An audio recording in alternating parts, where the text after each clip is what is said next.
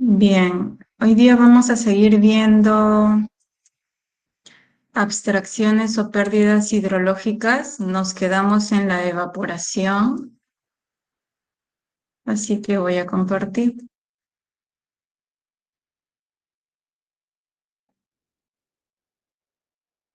Bien, esto ya lo vimos, pero vamos a como algo así como repasar, ¿no?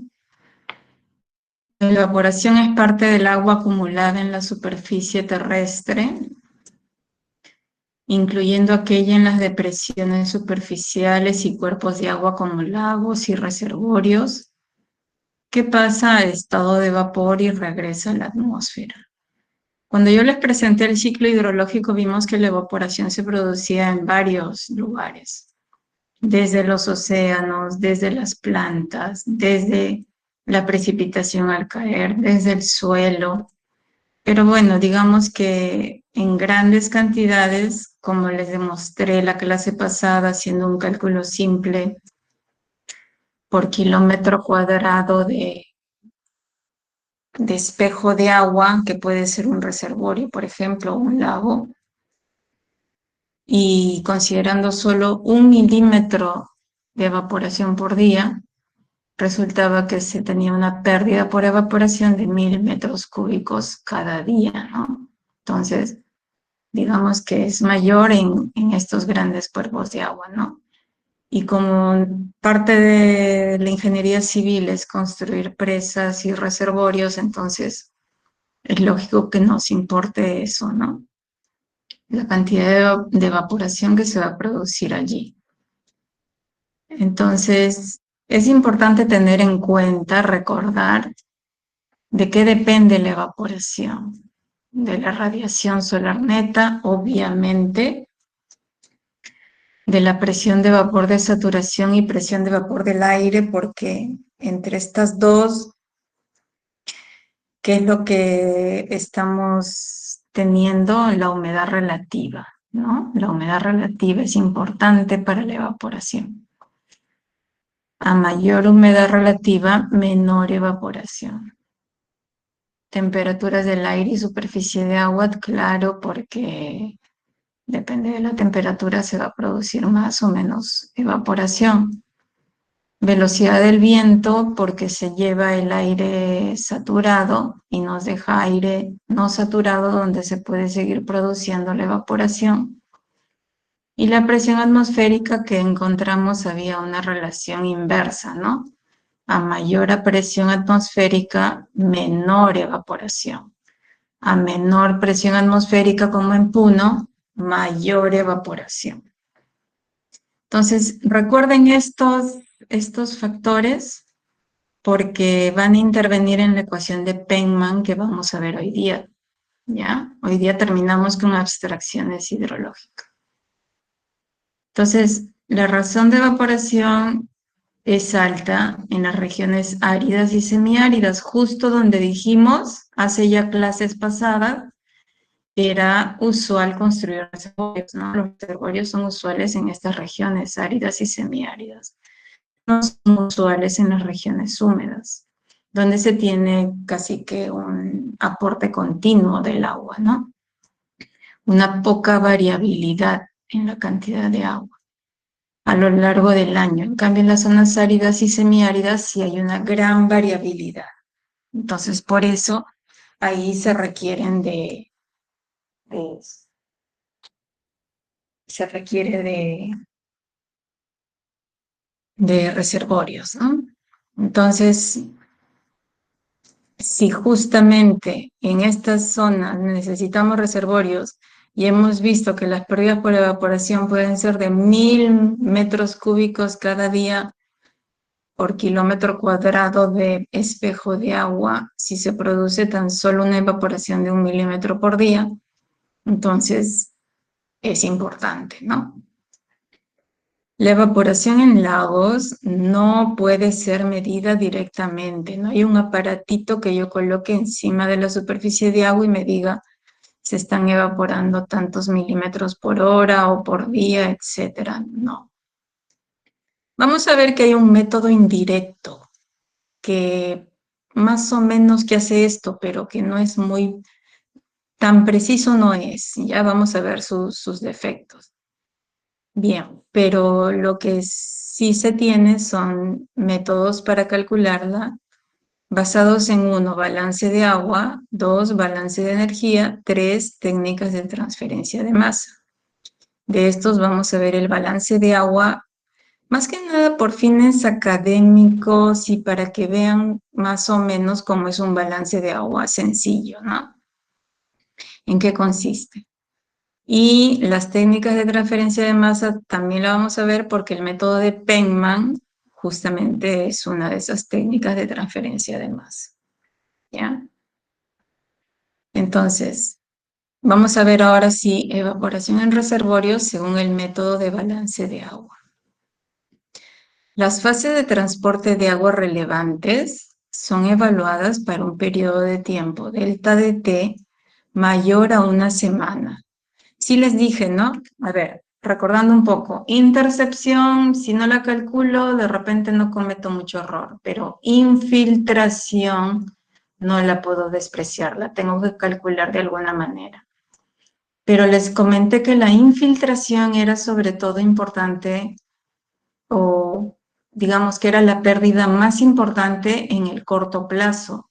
Cuando analizamos tormentas de 6 horas, 12 horas, 16 horas, 24 horas, no es nada despreciable la infiltración. Ahí es muy importante la infiltración. Pero en cuestión de un día, la evaporación puede no ser tan importante. Entonces, la evaporación más bien es importante a nivel mensual, anual, ¿no? Ahí pueden verse números grandes de pérdidas por evaporación. Y la otra que dijimos que si no calculamos no pasaba nada, ¿cuál es? A ver quién se acuerda.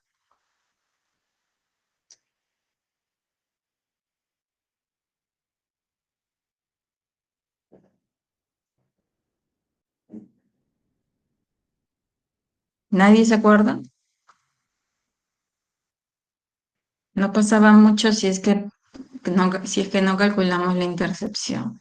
La infiltración sí pasa mucho. Luego hemos visto una pérdida que dijimos también, bueno, ya si no la calculamos no va a ser significativo la pérdida. ¿Cuál es? El almacenamiento superficial. Sí, muy bien, su apellido. Castilla ingeniera. Muy bien. Sí, el almacenamiento superficial es la otra pérdida que hemos visto justo antes de la evaporación y que dijimos, bueno, si no la calculamos no va a pasar gran cosa.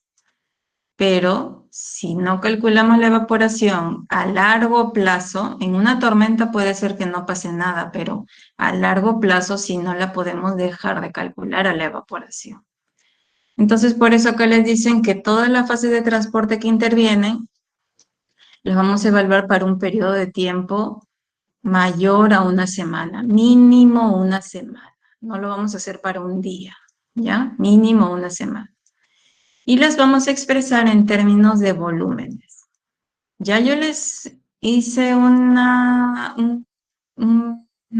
escribí unas ecuaciones en las que les mostraba cómo podemos expresar un caudal como volumen, eso, bueno, eso ya lo saben por mecánica de fluidos 1 y 2. Luego, cómo podemos expresar ese caudal que está expresado en volumen como una lámina de escurrimiento. ¿Y qué era lo que hacíamos? Dividíamos el volumen entre ¿qué?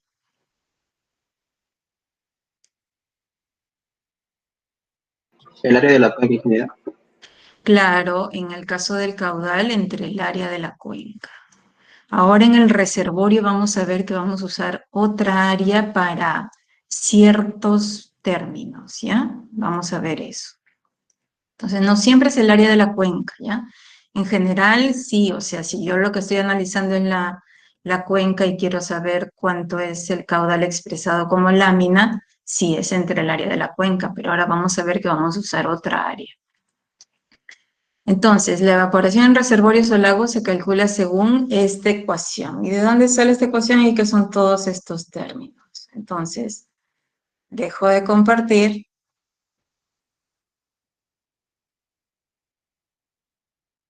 y nos vamos a la pizarra.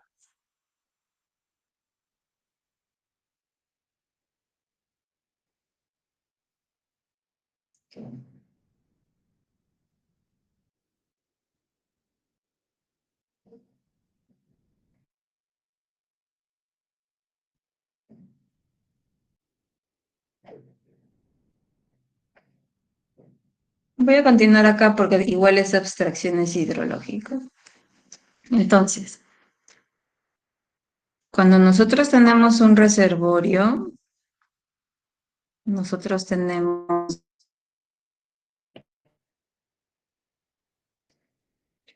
un terreno. Por acá solía venir un río con un tirante normal, ¿no? Con un determinado tirante. Pero gracias a la topografía encontramos un vaso, un lugar donde podemos almacenar agua. Y ese vaso en planta se ve más o menos así.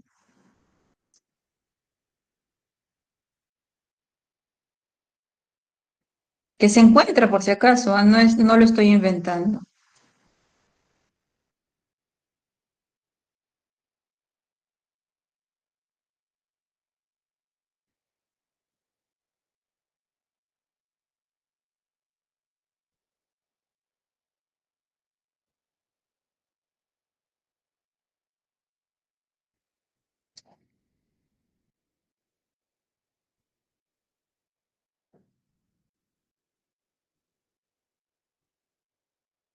Y entonces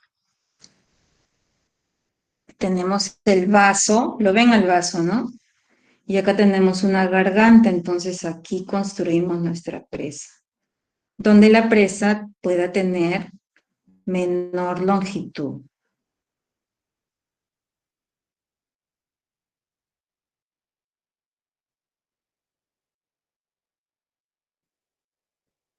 Construimos nuestra presa.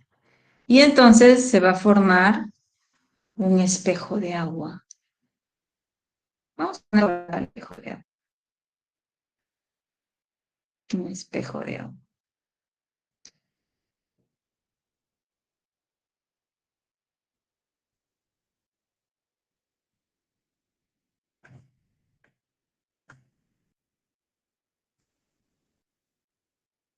Todo esto este va a ser el espejo de agua. Antes de la presa no se inundaba todo esto, ¿no? Entonces acá la presa va a estar acá. Y entonces el nivel de agua muy lejos, y más o menos cerca, ¿ya? Muy lejos sí alcanza al tirante normal, pero muy cerca de la presa es muy superior al tirante normal. Entonces toda presa de demasía, usualmente aquí sería el reservorio lleno, este es el NAMO,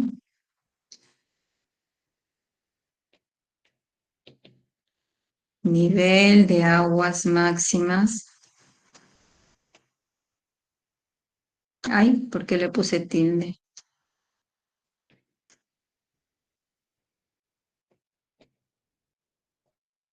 Ordinarias.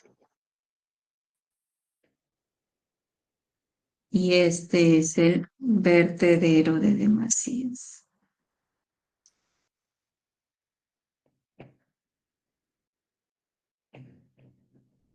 O aliviadero de emergencias.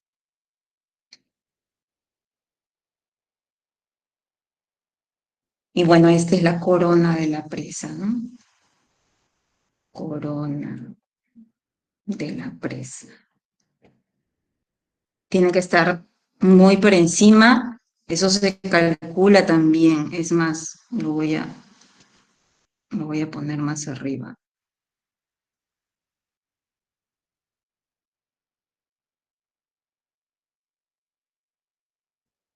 Corona de la presa. Entonces acá va a haber otro nivel que lo voy a poner por acá nada más, que lo vamos a aprender a calcular también, ¿ah? El NAME. Pero no lo quiero poner ahorita porque no quiero recargar el dibujo, pero el NAME también lo vamos a determinar. Es más, está un poco alta esta presa con respecto al vertedero. Pero no sé si se comprende. Mejor lo borro. El nivel de aguas máximas extraordinarias, eso lo vamos a aprender a calcular en la última clase. Bueno, el hecho de que por acá viene el caudal que trae el río, Acá tenemos una tubería de fondo y por acá sale el caudal de salida de la presa, del reservorio. Y luego,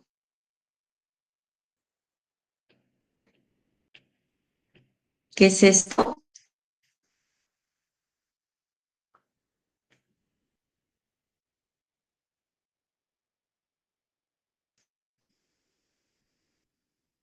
Infiltración.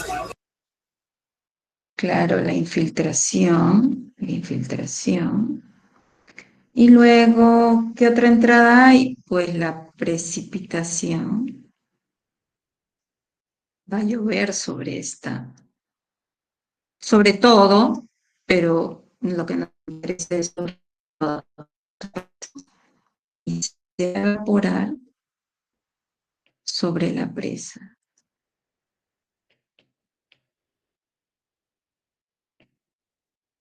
¿Qué más? Creo que nada más. Entonces, ya, ¿cómo es nuestro balance? Balance hidrológico. ¿Se acuerdan? Tenemos un sistema que al inicio del curso nuestro sistema era la cuenca hidrográfica y luego fue la cuenca hidrológica, ¿se acuerdan? En este caso nuestro sistema es el reservorio. Tenemos entradas y tenemos salidas. Entonces, no nos interesa qué pasa dentro del sistema. Ahí qué pasa no es muy complicado para que podamos saberlo. ¿Qué hacemos? Entradas menos salidas igual variaciones en el sistema. Y en este caso voy a tener que ponerle delta de B para no confundir S de, o sea, como el almacenamiento es storage,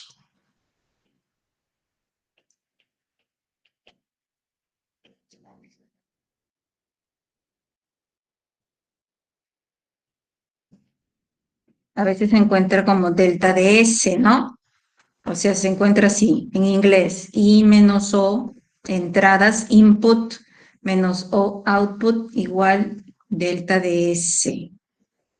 Así se encuentra la ecuación usualmente. Así la vamos a escribir a veces también. Cuando hacia el final del curso la vamos a escribir así. Pero en castellano, digamos, es entrada menos salidas igual variaciones en el sistema. Y en este caso, en el reservorio, nuestro sistema que va a variar su volumen. Entonces, ¿cuáles son las entradas? P, que nos dijeron que es volumen, pero la precipitación la medimos en milímetros. Entonces la vamos a multiplicar por ¿qué cosa?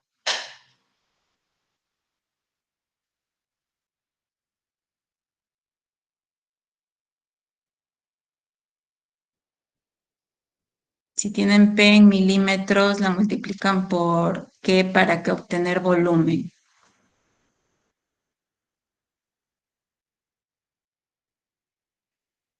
Por el área. Claro, ¿y qué área sería en este caso? ¿Qué área sería?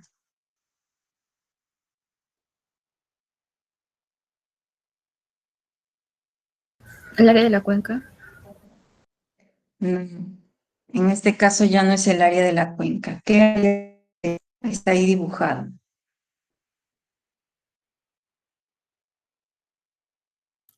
El área del espejo de agua. Claro, el área del espejo del espejo de agua. Esta área de acá.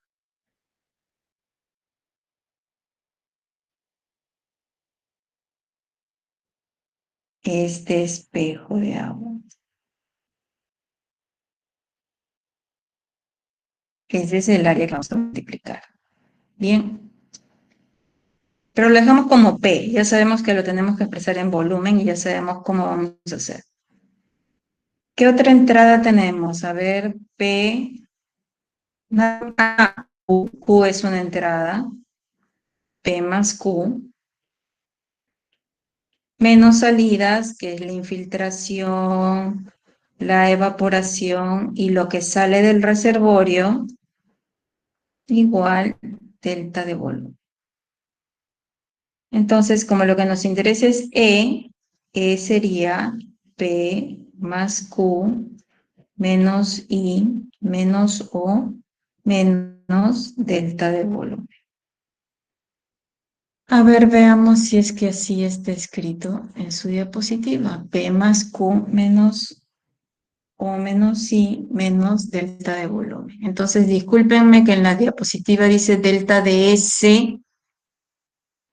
Bueno, ya saben, ya les expliqué, S viene de storage y por eso a veces va como delta de S o en castellano debería ponerse delta de B, ¿no? Delta de volumen. ¿Listo, jóvenes?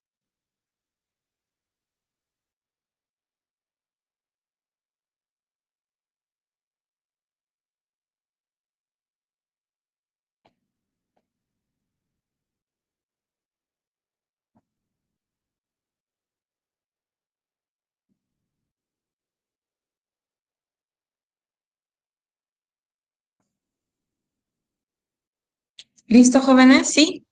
¿Seguimos? Ya, entonces nos vamos a la diapositiva para continuar.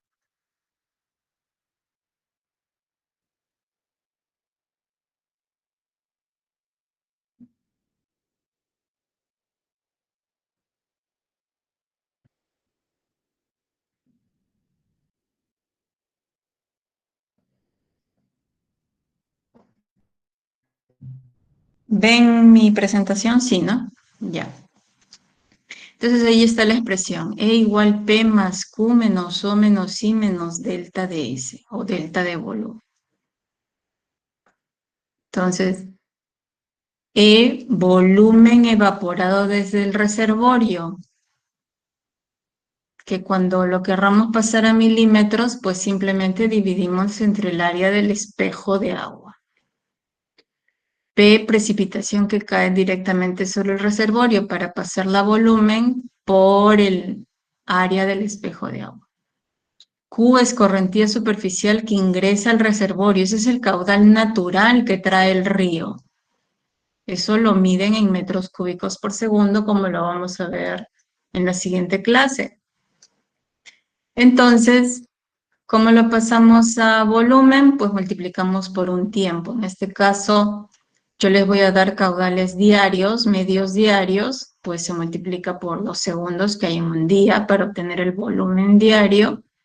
Y para obtener el volumen mensual, sumamos los volúmenes diarios y obtenemos el volumen.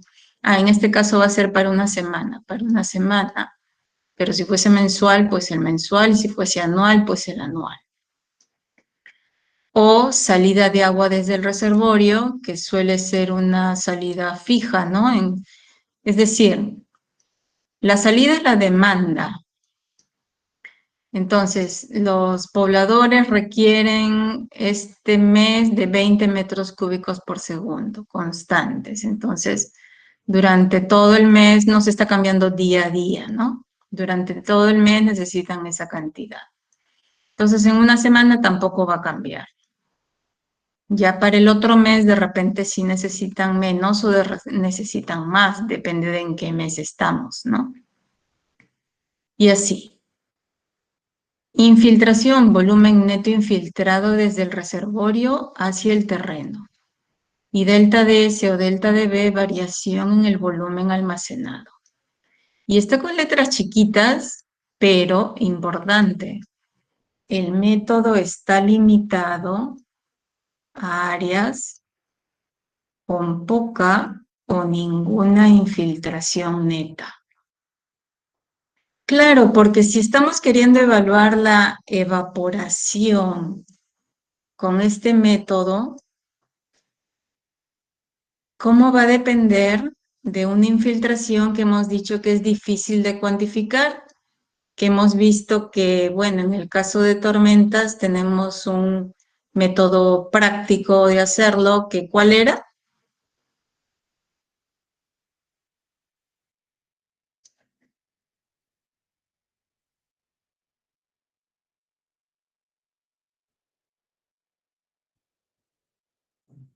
Con el índice de infiltración. Claro, el índice de infiltración phi, ¿no? Esa era nuestra manera práctica de hacerlo, pero no es exacta.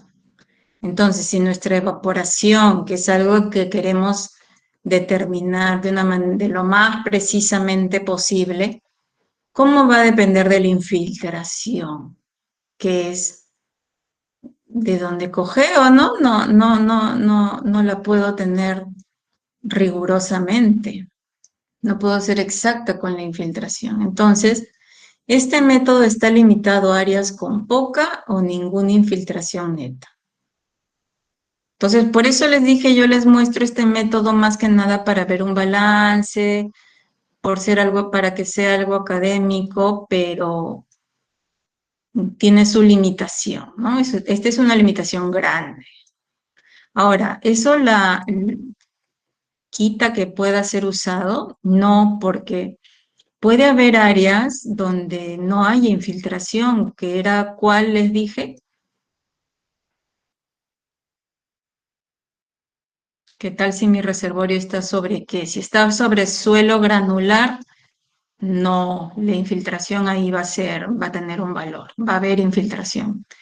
Pero si mi reservorio está sobre qué, sí podría decir, sí, la infiltración la puedo despreciar.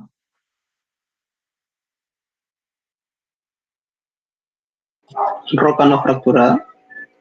Claro, roca no fracturada, o si es fracturada, pues le aplico inyecciones de concreto para sellar las fracturas, ¿no? También puede ser. Está bien. Bien, entonces, ejemplo. Estime la evaporación producida en una semana en un reservorio donde se tiene la siguiente información. Ahí está la precipitación, el jueves y el domingo no llovió. Ahí están los valores de precipitación en milímetros.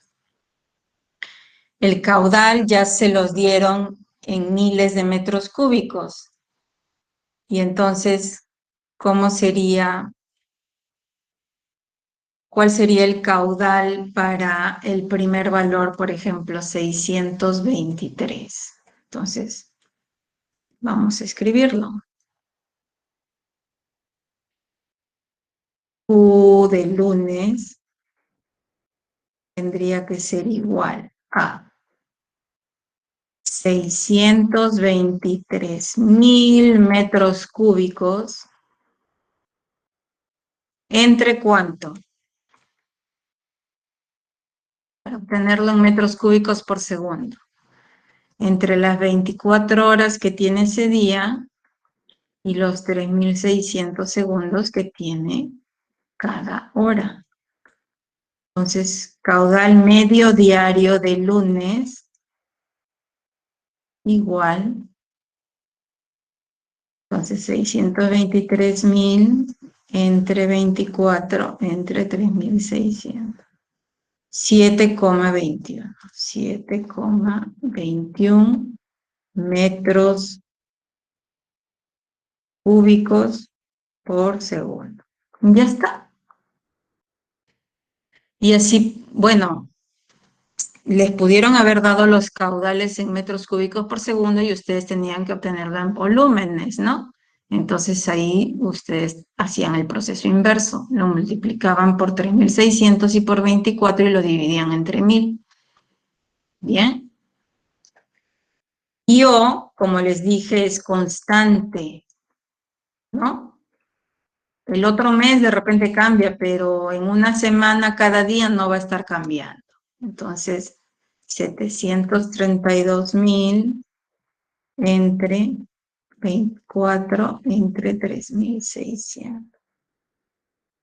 O igual 732.000 entre 24 entre 3.600.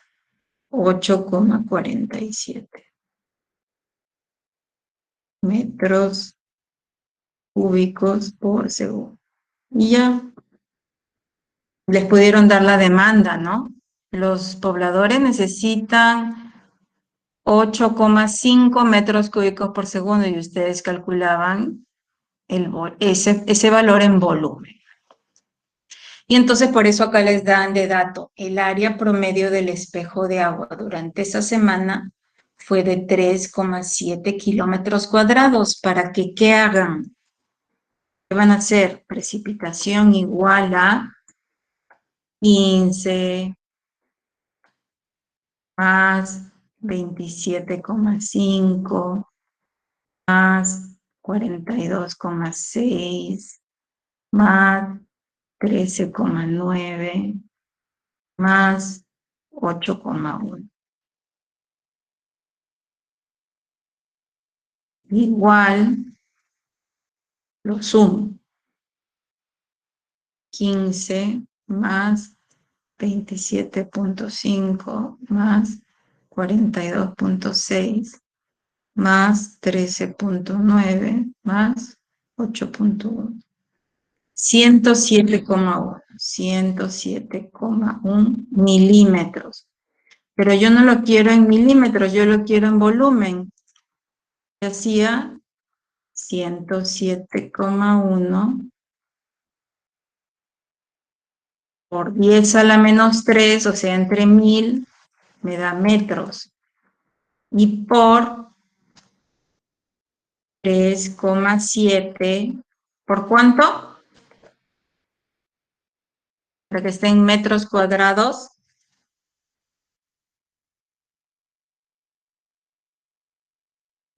Por 10 a la 6. Claro, por 1.000.000. Ustedes pueden escribir 10 a la 6. Ya, yo también escribo 10 a la 6. Por 10 a la 6. Y esto está en metros cúbicos. Pero todo lo estoy, Q, O están en miles de metros cúbicos. Entonces divido entre 1.000. Y ahora sí lo tengo en miles de metros cúbicos. Y como 1.000.000 entre 1.000 es 1, al final 107,1 lo multiplico por 3,7 y punto. 396,27 miles de metros cúbicos. Ya está. ¿Qué más nos falta? A ver, ¿cómo era? P más Q menos O menos I. A ver, espérense, ya me estoy saltando, me estoy precipitando. El área promedio del espejo de agua durante esa semana fue de 3,7 kilómetros cuadrados. Y el reservorio experimentó una disminución de 500.000 metros cúbicos en el volumen almacenado en ese periodo. Considere que se ubica sobre un basamento rocoso no agrietado y puede asumirse una infiltración nula. Entonces, E igual P más Q, 396,27, más Tengo que sumar 623 más 725 más 960 más 710 más 513 más 480 más 375. 4.386. E más Q menos O, que sería 732 por 7, porque todos los 10 es igual. 5.124. Menos I, pero I es 0. Entonces me queda menos 500. ¿Están de acuerdo conmigo? P más Q menos I menos O menos delta de S. Y es 0, y como delta de S es menos 500.000, entonces va menos con menos y hace más. ¿De acuerdo? Sí, genial. Entonces, calculamos.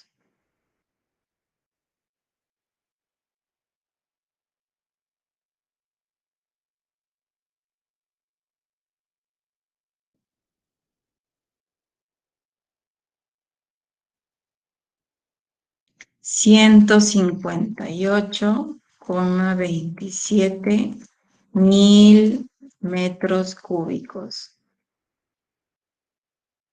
Entonces ahora, pero así la evaporación no la conocemos tanto. ¿Cómo hago para pasarla a milímetros? Que va a ser milímetros por semana, porque esto estamos calculándolo para una semana. En una semana se evaporaron 158.000 metros cúbicos. ¿Eso cuánto es en milímetros? Entonces, ¿qué hago? Lo que hice con P, ¿qué fue?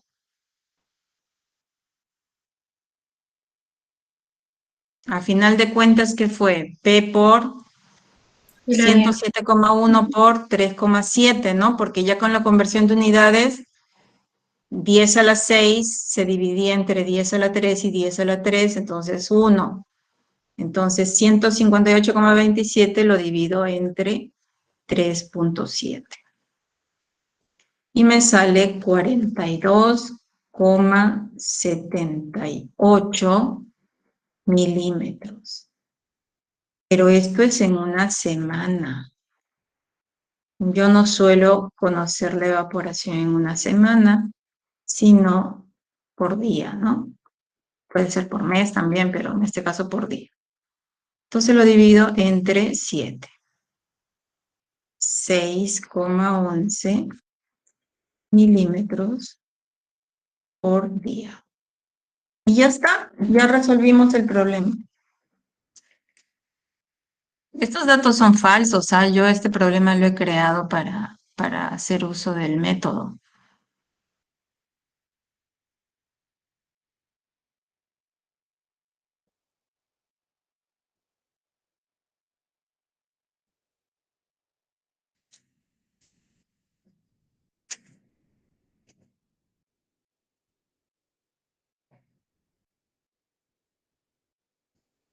Ay, qué raro que me haya podido conectar a internet si estoy...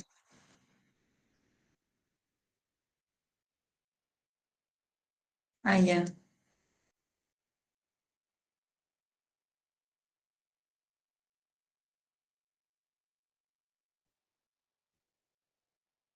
Ya, ¿listo, jóvenes? ¿Todo claro? Sí, ¿no? ¿Sí?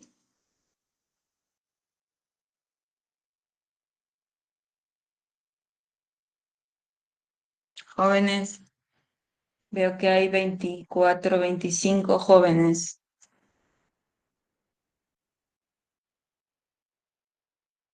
¿Listo? Sí, ingeniera.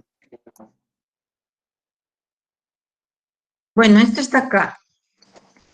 No sé si conocen la función buscar objetivo. ¿La conocen?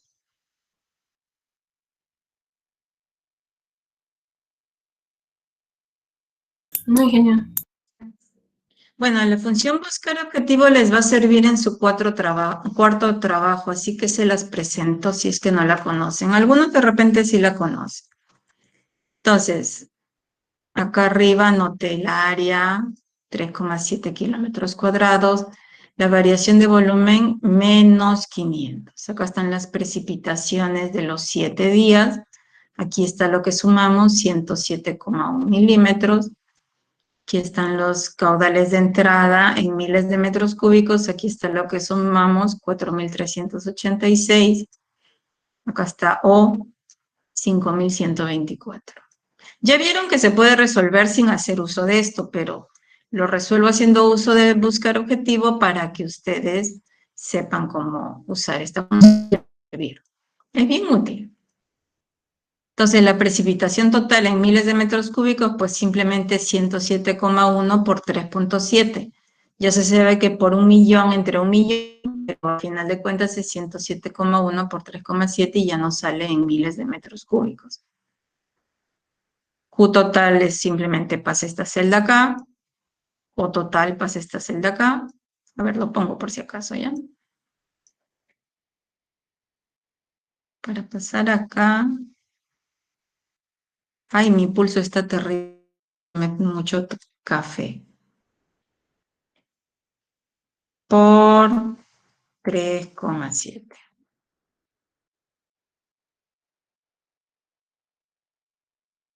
Luego, este valor vino acá nada más. Y este valor vino acá. Ya. Luego, ¿qué dijimos? P más Q. Pues simplemente esta celda más esta celda. Ahí está. Y en esta celda está O más E. Pero ¿cómo va a estar O más E si E es lo que quiero calcular? Pues entonces, ¿yo qué hago? En esta celda de evaporación en milímetros, acá, yo pongo cualquier valor, el que sea, cualquier valor, 5, 10, 300, el que yo quiera, cualquier valor pongo. Y entonces acá me va a calcular O más E, que simplemente va a ser esta celda, 5.124, más esta celda, ¿por cuánto?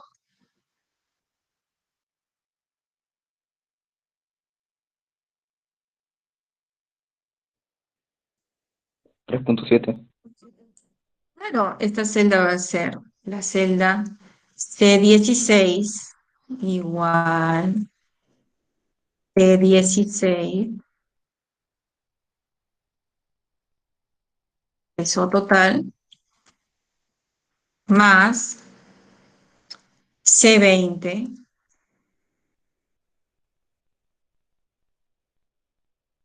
por 3,7. Bueno, en el Excel va a ser 3,7, ¿no es cierto? C20 por 3,7. Y entonces ahí me va a salir cualquier cosa, ¿ya? Ahí me va a salir cualquier cosa. Acá yo puse cualquier cosa. Esta es mi incógnita, puse cualquier cosa, puse cualquier número, y entonces en O más C me va a salir cualquier cosa. Y en esta celda,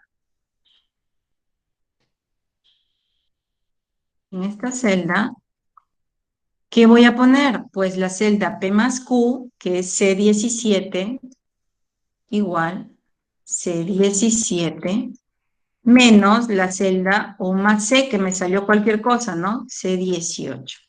Y entonces acá también me va a salir cualquier cosa, cualquier número. Y entonces ahora sí voy a buscar objetivos que sale en datos, análisis, sí, sí, análisis, sí, sí. Entonces ahí está la opción buscar objetivo. Y entonces, ¿qué le dicen? Defina la celda C22, que es esta, C22, con el valor menos 500, porque eso debe ser la respuesta. Para cambiar la celda C20, esta, donde yo puse cualquier cosa. Aceptar y me sale la respuesta, que hace que esta celda sea menos 500. Y entonces simplemente luego para pasar de acá a acá, ¿qué hice? ¿Qué hice? Entre 7. Claro, entre. Acá no hay un bonito símbolo de entre, pero ya no importa. Entre 7. Entre 7. Y ya está. Entonces esa es la función buscar objetivo. Es muy útil. Les va a servir en otros cursos. ¿Listo? ¿Sí, no?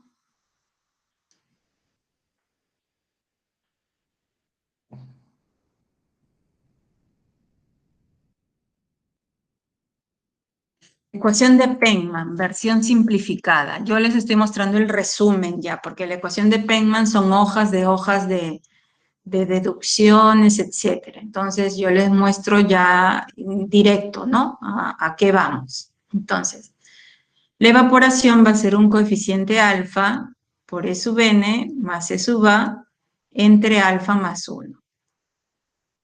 E, razón de evaporación en centímetros por día. Ya les dije que al doctor Ponce le gustan usar los centímetros, entonces como yo lo he obtenido del libro del doctor Ponce, entonces en centímetros por día.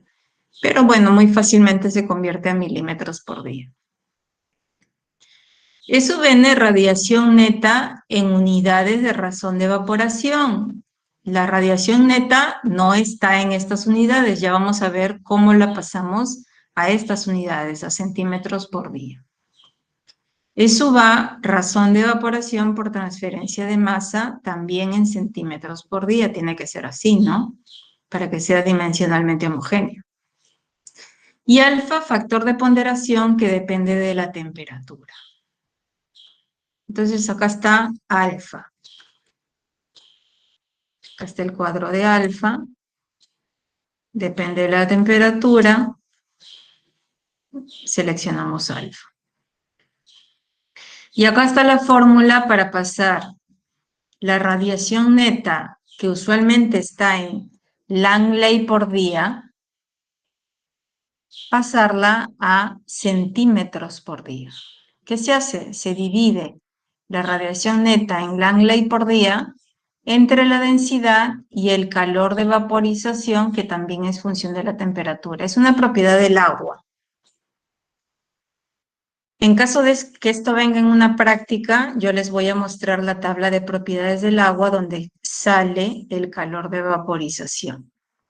Así como sale la densidad en función de la temperatura, sale el calor de vaporización según la temperatura. Y entonces ya tienen la radiación neta en centímetros por día. ¿Qué les falta? Ya tienen E sub n, ya tienen alfa, ya tienen E sub n, ya tienen alfa, solo les falta E sub e, E sub a. Y acá está E sub a. Ven que ahí interviene la velocidad del viento medida a 2 metros de altura en kilómetros por día. E sub 0, presión de vapor de saturación a la temperatura del aire inmediato a la superficie de agua en milibares. No recuerdo, nunca me he sabido de memoria la conversión de milibares a pascales, pero a pesar de que la tengo en mis diapositivas de mecánica de fluidos 1, pero bueno, les daría la conversión en caso que viniesen un problema, ¿no? Y la humedad relativa que dijimos era básica, ¿no? Entonces se dan cuenta de que en la ecuación de Penman intervienen todos los factores menos uno, de los que dijimos que dependía la evaporación. Aquí está la radiación neta, la temperatura del agua, la velocidad del viento, la humedad relativa, la presión de vapor de saturación. ¿Qué cosa no está interviniendo? Uno de los factores no está interviniendo. ¿Se acuerdan?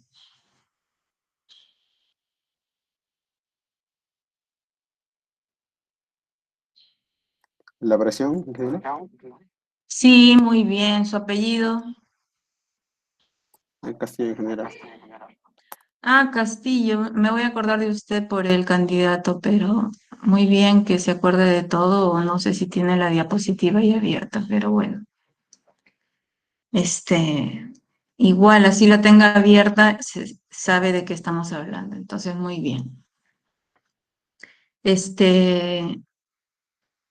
Sí, lo único que no está teniendo en cuenta es la presión, pero después está teniendo en cuenta todo. Por eso la ecuación de Penman es tan popular, tan conocida, tan utilizada. Claro, si es que tengo todo lo que necesita, ¿no? Radiación, humedad relativa, presión de vapor de saturación, velocidad del viento, temperatura. ¿Que lo puedo obtener? Sí. Ahí ustedes vieron en la estación Curahuasi que estaba el anemómetro que medía la velocidad del viento.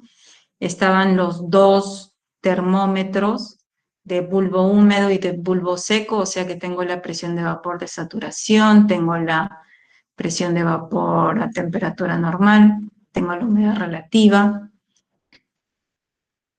La radiación neta, no vi el instrumento que mida la radiación neta, pero en todo caso se puede uno ir al CENAMI y preguntar, ¿no? Si es que tienen la radiación neta. Y ya, entonces sí se puede utilizar, ¿no? En muchos casos se va a poder utilizar, ¿ya? Pero hay otras fórmulas más sencillas, por si acaso. Menos precisas, pero más sencillas. Y entonces, pero digamos que la más importante por ser la más completa es la ecuación de Penman. Y por último, les dije, no hay un aparatito que coloquemos encima de la superficie de agua y que me diga si están evaporando tantos milímetros por hora por día, pero tenemos una manera indirecta de calcular la evaporación. Entonces, ¿cómo es? Usando los tanques de evaporación. Debido a la incertidumbre en la aplicabilidad de las fórmulas de evaporación, se ha recurrido a una medición indirecta de la evaporación mediante tanques de evaporación. Es un equipo diseñado para medir la evaporación, monitoreando la pérdida de agua en el tanque durante un periodo de tiempo dado, usualmente un día. Entonces, acá está un tipo de tanque de evaporación, el tanque de evaporación tipo A. Entonces ahí ven, lo aíslan del calor del suelo. Y entonces va la persona, lo deja con una cantidad de agua y el otro día va y ve cuánto se ha evaporado, ¿no? Cuántos milímetros se ha evaporado, ¿ya? La medición integra el efecto de la radiación solar, el viento, la temperatura y la humedad sobre la evaporación que se produce desde una superficie abierta. Desde ese punto de vista es preciso, pero tiene su pero. Los tanques varían en tamaño, forma, exposición. Hay varios tipos de tanque. Las mediciones suelen ser algo distintas de la cantidad real de evaporación en un lago o reservorio. Sí, porque en el tanque las paredes están más cercanas que en un reservorio. En un reservorio las paredes están lejanas. Entonces un tanque está más abrigado que el reservorio. Y entonces la evaporación en el tanque va a ser mayor que en el reservorio. Y bueno, hay una relación tanque-reservorio que es una constante empírica denominada coeficiente del tanque que se utiliza para hacer una corrección. ¿Ya? Y bueno, entonces es un método que también se utiliza y bueno, es lo que se tiene para determinar la evaporación. Ahora, faltando casi exactamente una hora, vamos a ver un tema muy interesante que es la evapotranspiración. Entonces, la transpiración es el proceso por el cual las plantas transfieren agua desde la zona de raíces a la superficie de la hoja donde se evapora hacia la atmósfera. La relación entre el agua transpirada y luego evaporada y el agua realmente usada por la planta para crecer es muy grande, 800:1 o más. De modo que la transpiración es prácticamente equivalente a la evaporación desde la superficie de las hojas. A ver, la relación entre el agua transpirada y luego evaporada y el agua realmente usada por la planta para crecer es muy grande, 800:1 o más. Entonces dejo de compartir.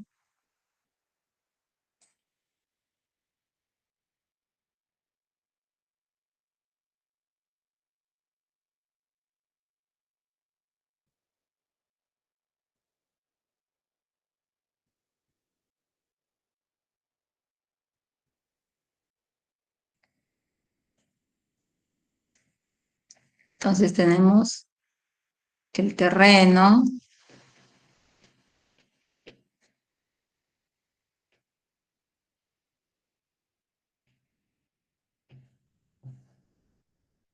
y tenemos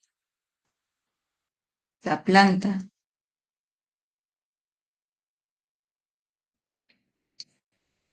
Y esta planta tiene sus raíces. A esto se le llama la zona radicular, donde están las raíces. Entonces, acá hay humedad, ¿no? Porque se ha regado, se riega, entonces hay humedad. Entonces, el agua, tome el agua de las raíces. Ay, está muy grueso. Tome el agua de las raíces y la transpira y sale por acá, por los poros de las que se llaman. A ver, ¿quién se acuerda cómo se llaman los poros de las hojas?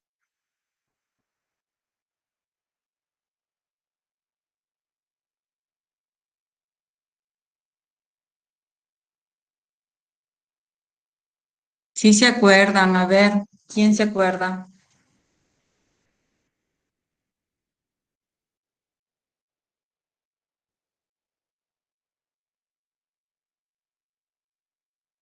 ¿No se acuerdan? Estomas. Muy bien, su apellido. Cabrera. Estomas. Muy bien. Entonces, por los estomas, por los poros de las hojas salen las gotitas de agua. Y de ahí se evapora. Entonces, ¿qué es lo que les dice ahí? Les dice, de ahí se evapora, ¿no? Se evapora. Entonces, esta es la transpiración, ¿no? Transpira el agua y luego se evapora. Entonces, la cantidad de agua transpirada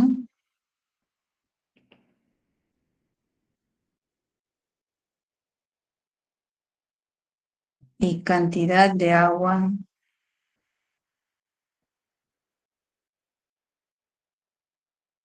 consumida por la planta para crecer están en la proporción de 800:1. A ver, exactamente así se los han dicho. A ver, vamos a ver. La relación entre el agua transpirada y luego evaporada y el agua realmente usada por la planta para crecer es muy 800:1 o más. Incluso puede ser 1000:1, ¿no? Quiere decir que de las 800 unidades transpiradas, solo una usa. O sea que se evaporan 799.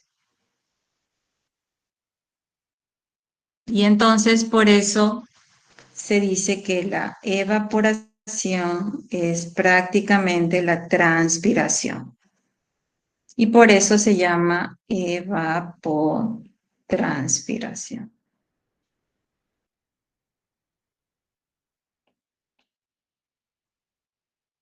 ¿Está bien? Porque transpira 800, evapora 799, prácticamente lo mismo. Entonces, lo que transpira se evapora y bueno, se llama evapotranspiración.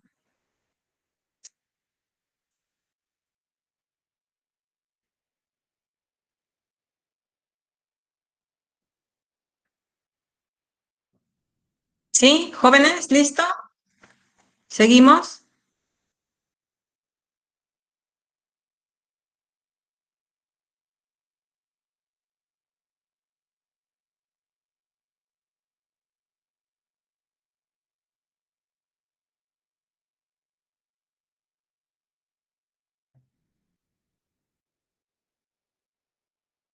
La transpiración depende de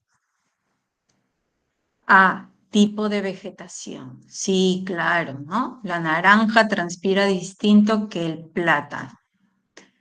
Profundidad de la zona radicular, ya saben qué es la zona radicular. Extensión y densidad de la cubierta vegetal.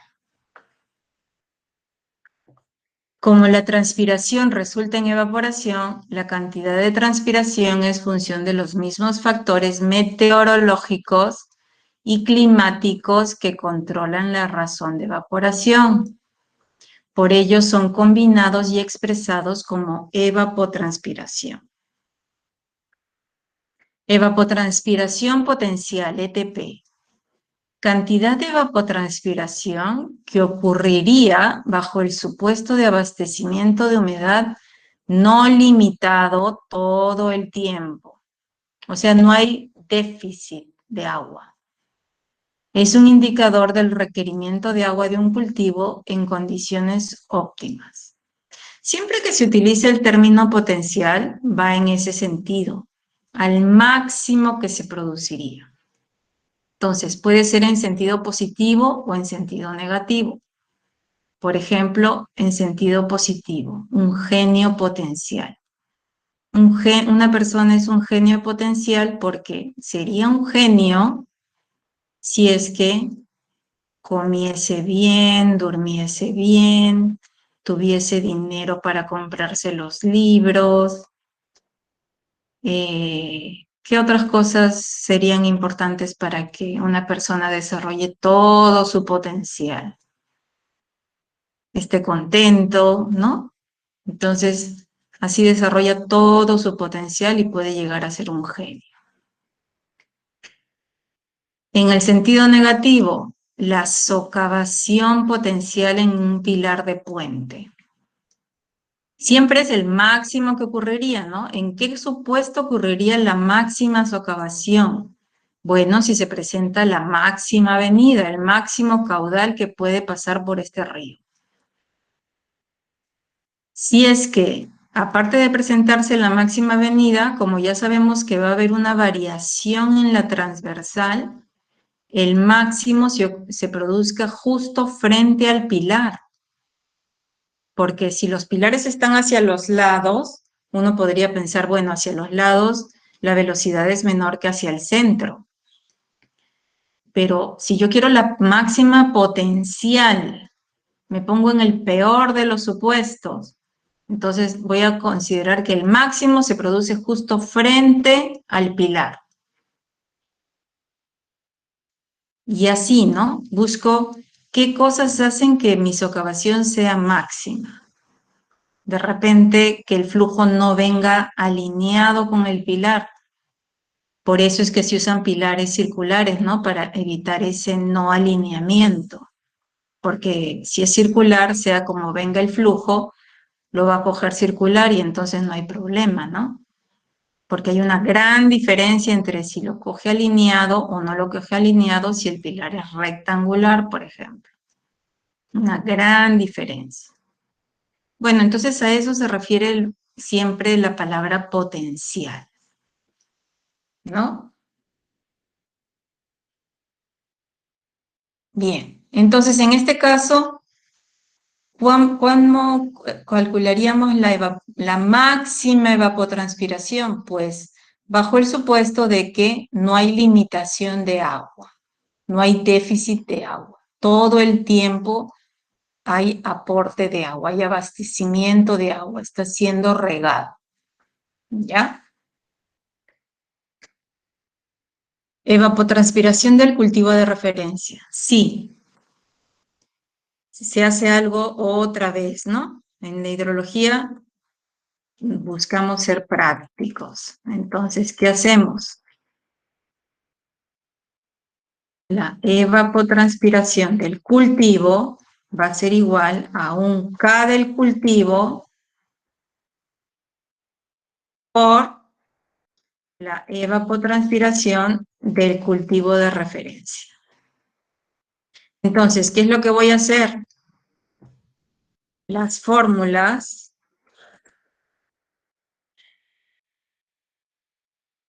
empíricas disponibles calculan ET0.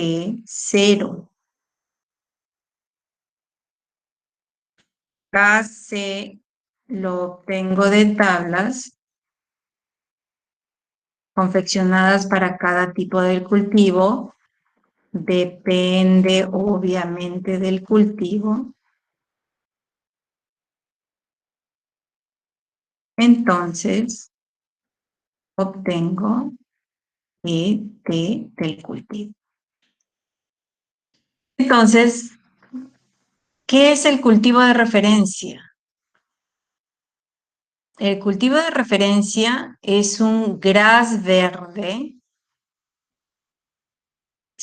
con una superficie 100% cubierta de gras verde. Gras verde de 8 a 15 centímetros de altura uniforme, en crecimiento activo, bajo sombra y sin limitaciones de agua. Al decirles sin limitaciones de agua, les está diciendo que es la evapotranspiración potencial del cultivo de referencia. ¿Ya? Entonces, ese cultivo de referencia ha sido estudiado por muchas personas y entonces así se tienen las fórmulas empíricas disponibles. ¿Ya? Entonces, lo voy a achicar.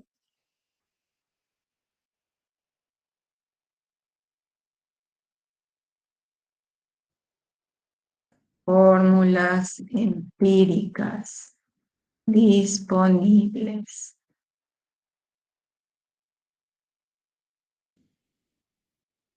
Blaney. Siempre me confundo si es que es con una sola N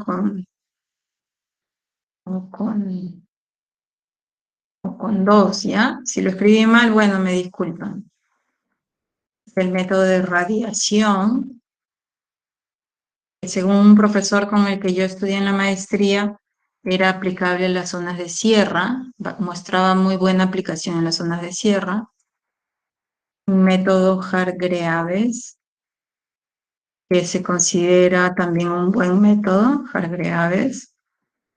Está también la ecuación de Penman, pero en la evapotranspiración como que tratamos de usar la menor cantidad de datos posible, ¿no? No se puede usar tan poquitos datos tampoco, entonces la fórmula es mala, pero digamos que la Penman no es tan popular en la evapotranspiración por la cantidad de datos que requiere, ¿ya? Pero está. También hay los tanques de evaporación, también hay fórmulas que usan el resultado de un tanque de evaporación. Y Nada más creo. Bueno, pueden haber otras, ¿no? Pero estas son las, digamos, las principales. ¿Ya? Nosotros no vamos a estudiar todas estas, solamente vamos a estudiar Blaney y Crivel.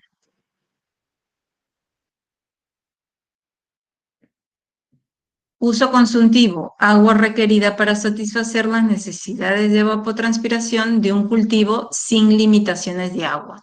O sea, es la evapotranspiración potencial. El uso consultivo es la evapotranspiración potencial, pero del cultivo, ¿no? De un cultivo dado. La mayoría de fórmulas para estimar la evapotranspiración potencial son empíricas, dependen de la relación entre la evapotranspiración potencial y una o más variables meteorológicas o climáticas: radiación, temperatura, velocidad del viento, diferencia de presión de vapor. Otras fórmulas relacionan la evapotranspiración potencial a mediciones directas de pérdida de agua usando tanques de evaporación. Y acá está la fórmula de Blaney y Crivel. Era con una sola ET. Fórmula de Blaney y Crivel. Entonces, la fórmula de Blaney y Crivel en un principio era solo esto que se presenta acá. Entonces, rápidamente surgieron los detractores, ¿no? Como si la evapotranspiración potencial, si la evapotranspiración depende de los mismos factores que la evaporación, que son tantos, una expresión tan sencilla me va a proporcionar la evapotranspiración. ¿Cómo? No puede ser. Entonces, surgieron correcciones. Y ahora les voy a presentar la corrección que se utiliza hoy en día, ¿no? Que es la de Dorenbos y Prudhomme, ¿ya? Entonces, miren, acá T es simplemente la temperatura media diaria de un mes dado, ¿no? Usualmente la evapotranspiración la calculamos en milímetros por día, pero para un mes en particular, ¿no? Durante todo enero se supone que todos los días tendríamos una evaporación de tantos milímetros por día para la manzana, por ejemplo. F, factor de uso consultivo en milímetros por día. P, relación entre las horas diurnas promedio diarias en un mes dado y el total de horas diurnas en un año en porcentaje. Eso se obtiene de una tabla que está acá. Entonces, este es el factor P en el método de Blaney y Crivel según la fórmula que les acabo de escribir. Esa fórmula está en milímetros por día.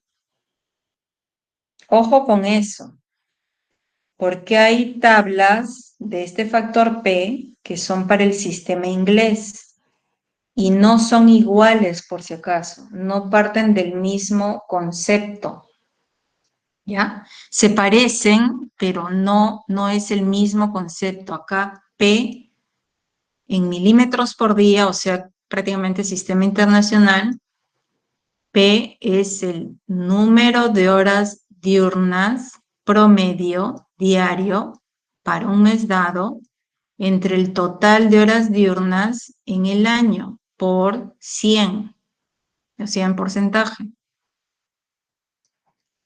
La otra tabla del sistema inglés, el numerador es algo distinto, ¿ya? La definición del numerador es distinta y por eso los números también son distintos. Y la fórmula, esta, también es distinta en el sistema inglés. Entonces, ojo con eso. Con esta fórmula es esta tabla. No mezclen la tabla que encontraron en tal libro con esta fórmula si es que esa tabla era de otro sistema. ¿Está bien? Entonces, ¿cómo se usa esta tabla? Nosotros estamos en la latitud sur, entonces a nosotros nos interesa esta fila. En este momento estamos en mayo, o sea que nos interesa esta columna. ¿Y cuál es la latitud de Lima, por ejemplo? por ejemplo, ¿no? Ya sé que no todos estamos en Lima, pero más o menos en Lima creo que son 11 grados o 12 grados. Bueno, en todo caso lo interpolan. Para 10 grados, P sería 0,26. Para 12 grados interpolan, ¿no? Para 20 es 0,25, para 10 0,26, ¿cuánto sería para 12 grados de latitud sur? ¿Ya? Si están en latitud norte, que puede ser en un problema o algo, les dicen que han sembrado en el Valle de Napa. ¿Saben dónde está el Valle de Napa?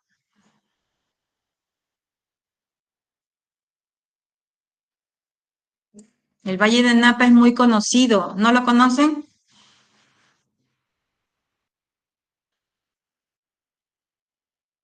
¿Nadie conoce el Valle de Napa?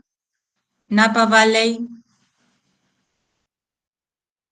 Muy conocido, ¿ah?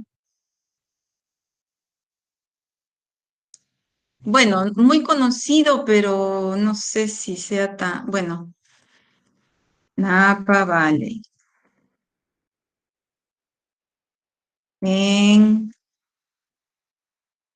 California. California.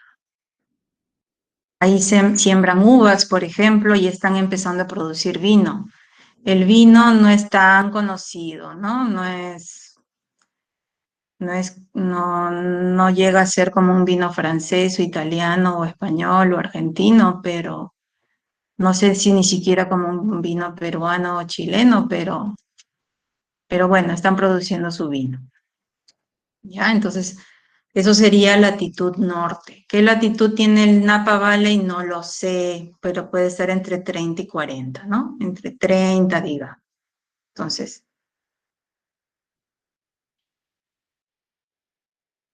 digamos que es 30. No sé en qué periodo siembran la uva, pero puede ser que ahorita ya estén sembrando o de repente más adelante, ¿no? En julio. No lo sé, eso sí no lo sé. Eso lo tendrían que buscar ustedes de ser el caso. Entonces, para ellos sería 0,24. ¿Ya? Algo interesante de notar acá es que a mayor latitud, mayor variabilidad de P, de horas diurnas. Menor latitud, prácticamente constante. En el Ecuador tenemos casi constantes horas diurnas durante todo el año. En los polos tenemos una gran variabilidad, ¿no? ¿Y eso qué me produce? No sé si conocen las White Nights. ¿Han escuchado hablar de las White Nights?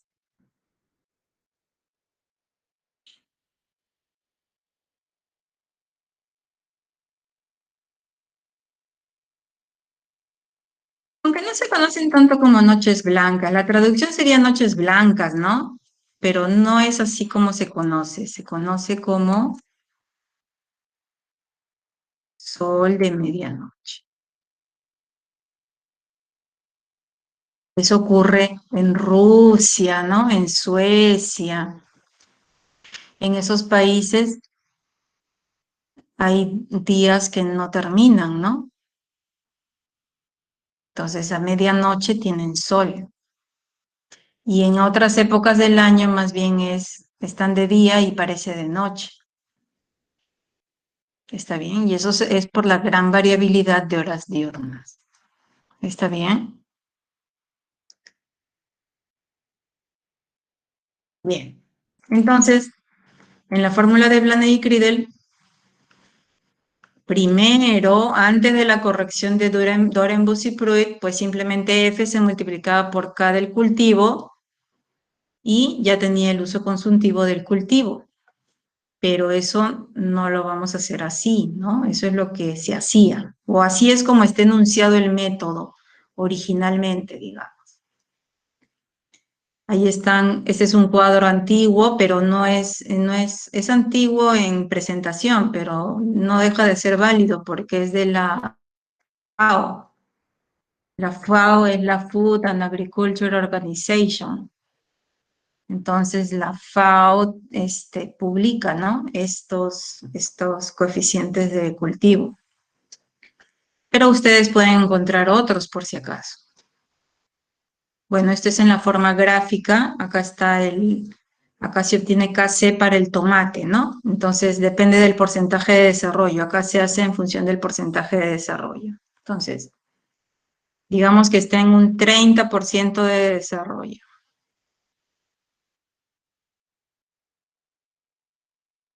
30% de desarrollo. Ahí salió chueco. Entonces,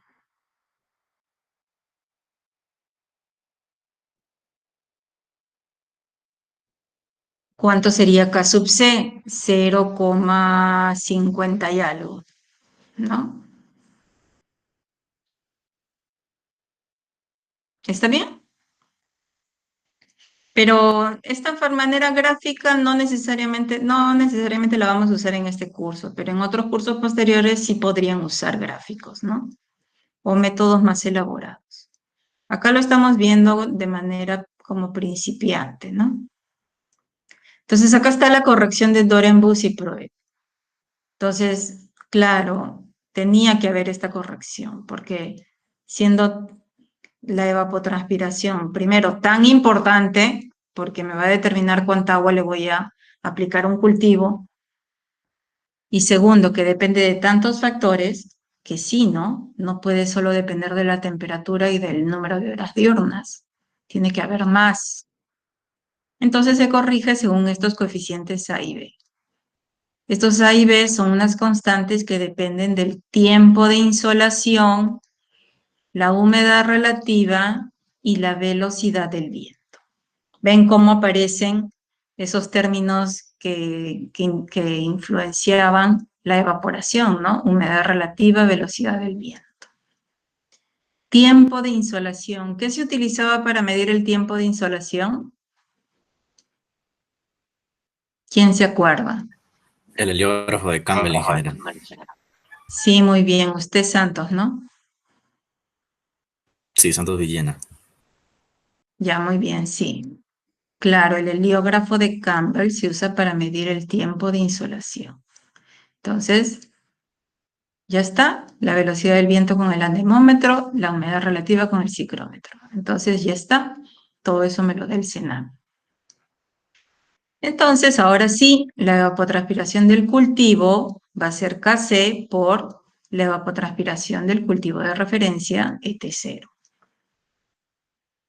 Y acá está. Digamos que tenemos una baja insolación, poco sol. Entonces, usaríamos uno de estos tres gráficos. Acá dice low, bajo, baja insolación. Digamos que tenemos una alta humedad relativa. Entonces, utilizaríamos este gráfico, ¿no? Y ahora que nos falta velocidad del viento, acá lo dice en el primero, nos dice, si la velocidad del viento es ligera, de 0 a 2 metros por segundo, usa la recta 1. Si es moderada, de 2 a 5 metros por segundo, usa la recta 2. Y si es un viento fuerte, más de 5 metros por segundo, usa la recta 3. Entonces, a ver, hemos supuesto poca insolación, alta humedad relativa. Vamos a considerar una velocidad del viento moderada. Entonces usaríamos la recta 2. O sea, usaríamos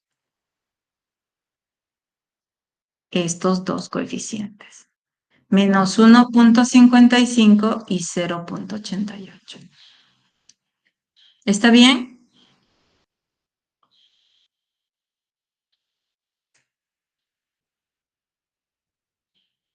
Ejemplo. Determine el uso consultivo que demanda el cultivo de tomate a la cosecha si su periodo vegetativo es de 5 meses y se inicia su siembra en marzo. Entonces, empieza en marzo,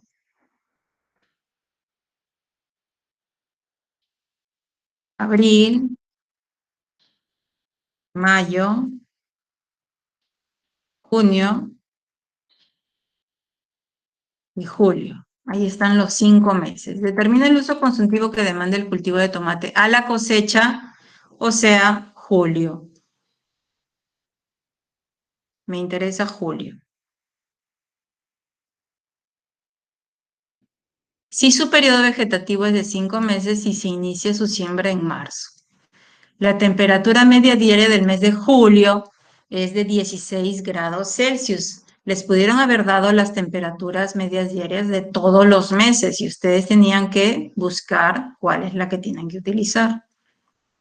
16 grados Celsius. La siembra se produce en un valle peruano de latitud 10 grados para no tener que interpolar. Considere humedad relativa baja, tiempo de insolación alto y velocidad del viento alta. Humedad relativa baja, tiempo de insolación alto, velocidad del viento alta. Entonces, ¿qué es lo primero que tengo que hacer?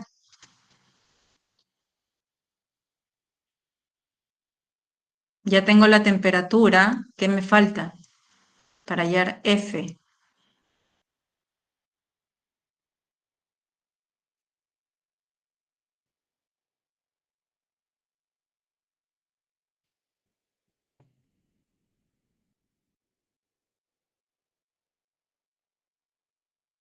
¿Qué me falta?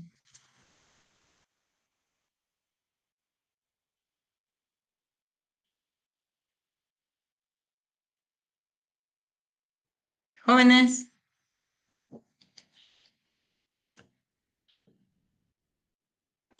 El valor de P, ingeniero. sí falta el valor de P, entonces lo buscamos acá. Julio, ¿no? Latitud sur, entonces me vengo acá. Y como ya me dijeron 10 grados de latitud sur, 0,26. P es 0,26. Entonces me vengo acá.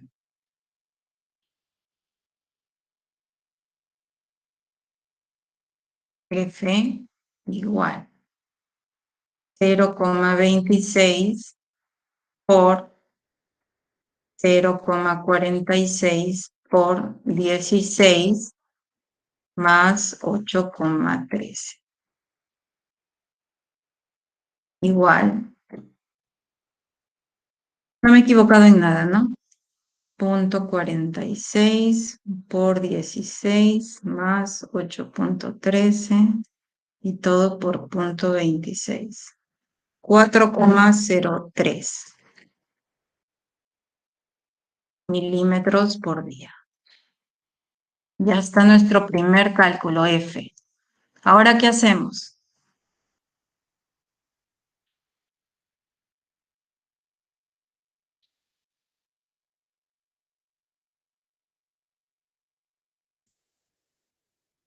ET0 igual A más BF.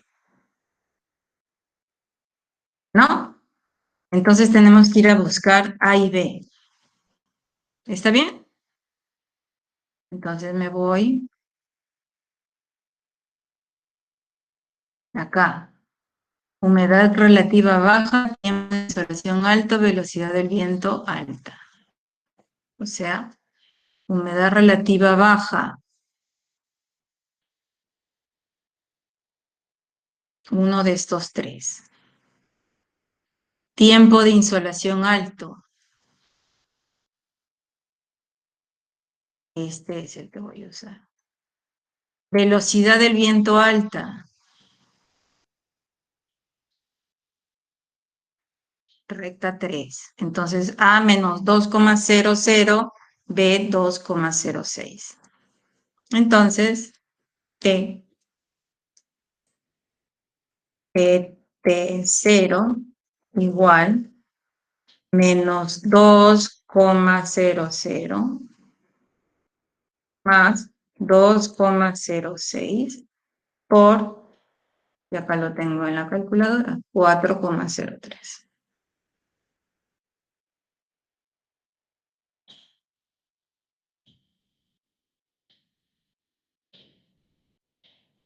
Por 2,06 menos 2, 6,30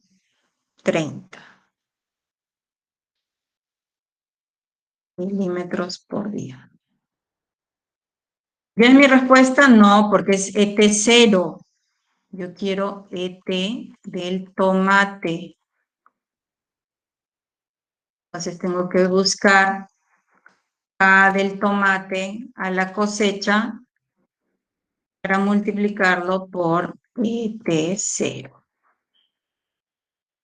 ¿Está bien? Entonces me voy a buscar K del tomate. Otra vez acá. Humedad relativa baja, tiempo de insolación alto. Acá que dice, si la humedad relativa es alta y poco viento debí buscar. Velocidad del viento alta. Humedad relativa baja, velocidad del viento alta. Entonces acá está. Humedad relativa reducida, dice acá, y fuerte viento, o sea, velocidad del viento alta, uso la segunda cifra. Entonces me voy al tomate que está justo en esta lámina. Me voy a la cosecha, que es esta. Y me voy a la segunda cifra porque ahí me dice que si la humedad relativa es baja y la velocidad del viento es alta, uso la segunda cifra. Entonces,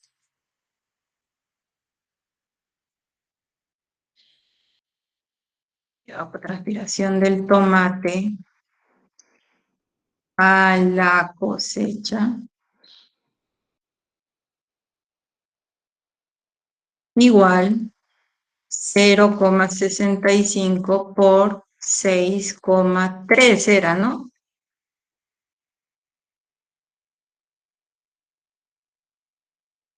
Igual por 0,65.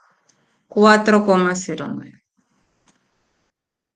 4,1 milímetros por día. Por día. Ya no se ve, milímetros por día.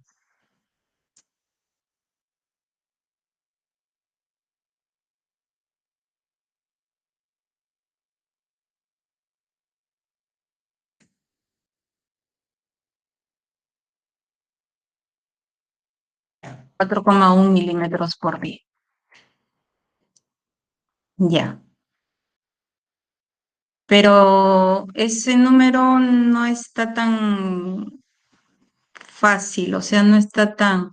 Para nosotros los ingenieros sí, ¿no? Muy fácil decir 4,1 milímetros por día. Pero para el usuario común, de repente necesita otro valor. Y eso es lo que vamos a ver ahora.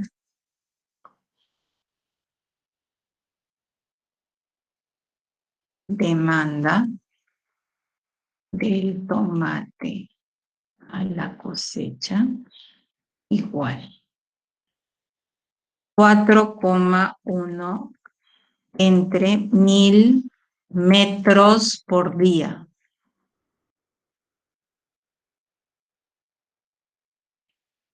Lo vamos a multiplicar por 1 hectárea. 1 hectárea son 10 a la 4 metros cuadrados. Ahí ya lo tengo en metros cúbicos por día. Pero yo no lo quiero en metros cúbicos por día, sino lo quiero en litros por segundo. Entonces, divido entre 1000 para tenerlo, no, lo multiplico por 1000, ¿no? Por 1000, para estar en litros. Y bueno, tengo que dividir entre las 24 horas y 3600 segundos de cada día. A ver, vamos a ponerlo más chiquito mejor. Demanda del tomate a la cosecha. 4,1 entre 10 a la 3 metros por 10 a la 4 metros cuadrados. Ya lo tengo en metros cúbicos. Ay, puse enter.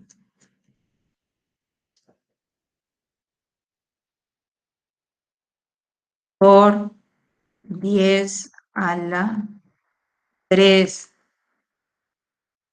litros hay en un metro cúbico. Y entre 24, entre 3100 segundos que hay en un día. Y ahora sí, me va a dar el valor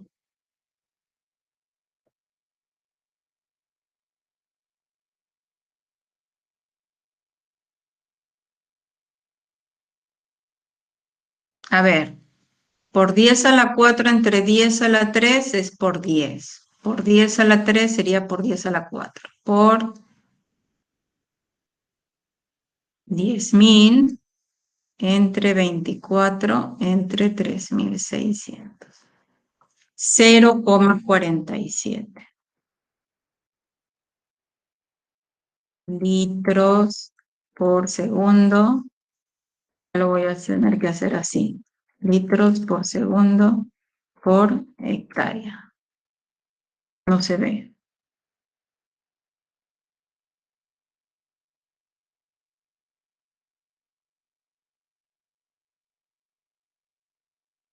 Litros por segundo por hectárea. Y ahora sí. 0,47 litros por segundo por hectárea. Eso sí es más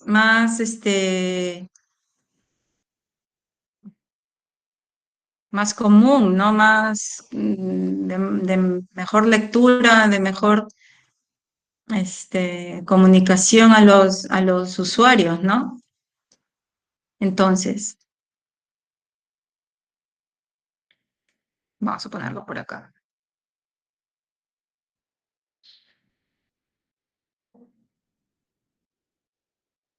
Si tengo 1000 hectáreas de tomate,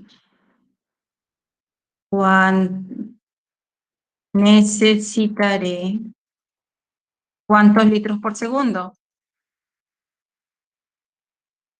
¿O cuántos metros cúbicos por segundo? Vamos a poner mejor 3000.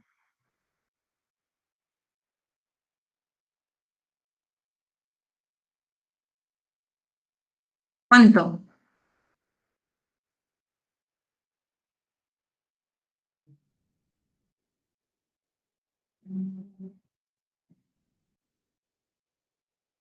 Ahí sí ya no me conviene expresarlo en litros por segundo, porque estamos hablando de 3000 hectáreas, entonces lo expreso en metros cúbicos por segundo. Yo le voy a decir al señor que opera la bocatoma o la presa que yo como propietaria necesito cuánto.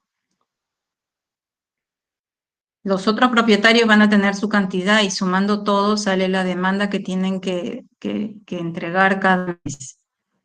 ¿Cuántos jóvenes?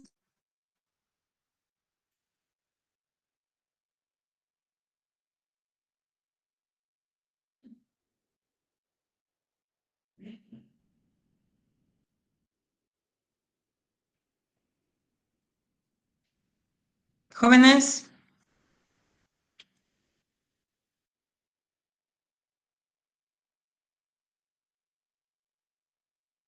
Por 3000 hectáreas me da en litros por segundo, pero ya no me conviene en litros por segundo, entonces entre 1000 metros cúbicos por segundo. Eso es 1,42 metros cúbicos por segundo. Eso es lo que yo le voy a decir al del proyecto que necesito, yo como propietaria. 1,42 metros cúbicos por segundo. Otra persona tiene 5.000 hectáreas de otra cosa, de papa, tiene otra demanda.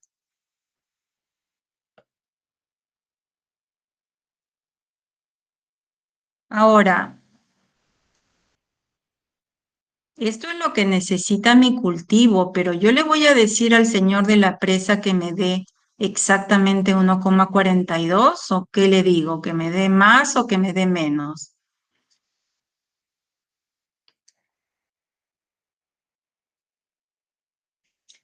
O sea, 1,42 metros cúbicos por segundo es lo que necesita mi tomate. Pero yo le voy a pedir al que opera la obra de toma o la presa que me dé más o que me dé menos. Acuérdense de la bomba.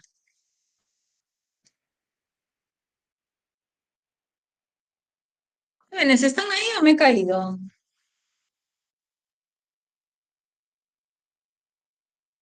Que nos dé más, ingeniera.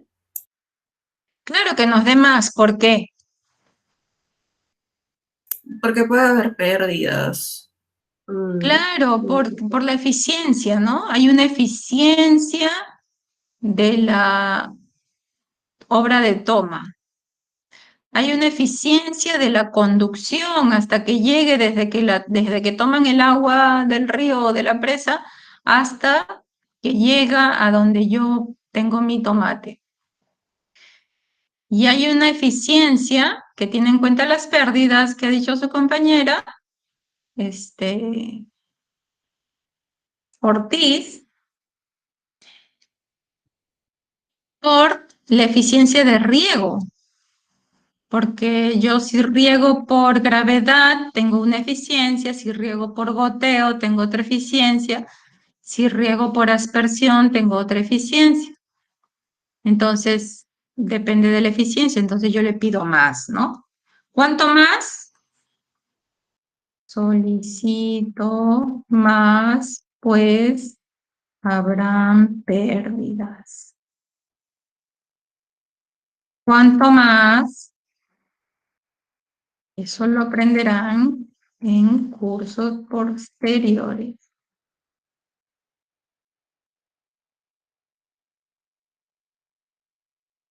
¿Ya?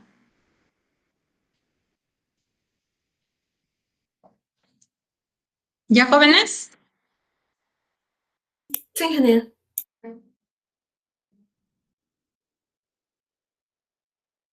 Bueno, acá está lo mismo. Hemos concluido entonces con abstracciones hidrológicas y ahora voy a pasar lista. La clase es abstracciones hidrológicas 2.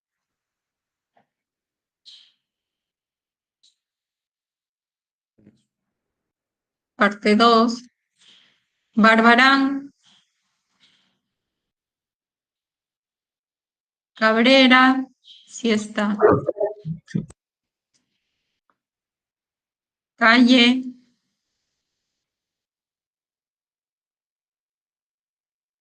Campos,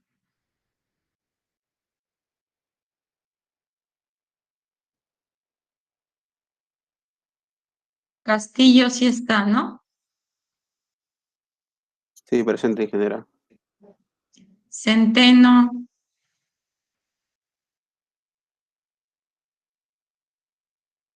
Contreras,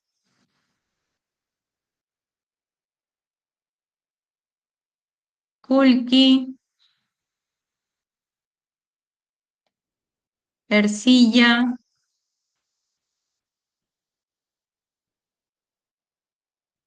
Guamaní, Presente, ingeniero. Guanaco, Presente, ingeniera. Justiniano, Presente, ingeniero. Maldonado, Maldonado presente, ingeniera. Maraví, Presente, ingeniero. Martínez, Presente, ingeniero. Merino, Presente, ingeniera. More, Presente, ingeniera. Ochoa, Presente, ingeniera. Ortiz sí está, ¿no? Sí, ingeniera, Ortiz presente. Paitamala, Buenos días, ingeniera presente. buenos días. Palante está. Presente, ingeniera. Ponce,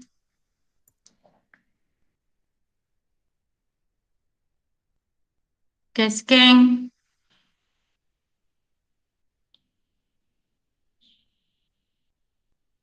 Ramos sí está, ¿no? Sí, presente, ingeniero. Rivera,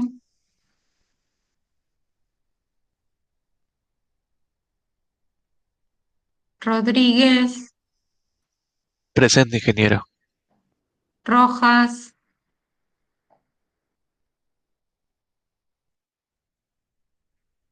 Salazar, Presente, ingeniero. Santos, Presente, ingeniera. Santos Villena sí está, ¿no? Sí, ingeniera, presente. Segovia, Presente, ingeniera. Takuri me parece que está. Presente, ingeniera. Vázquez también me parece que está. Sí, ingeniera presente. Ventura, Presente, ingeniera. Vergara,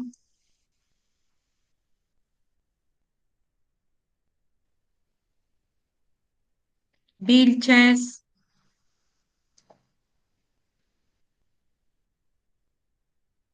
bien, bastantes ausentes, 2, 4, 6, 8, 10, 12, 13, 35 menos 13, 22.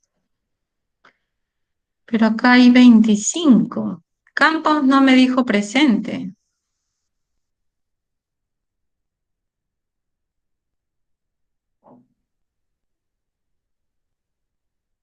¿Campos está o no está? Bueno, dejo de grabar.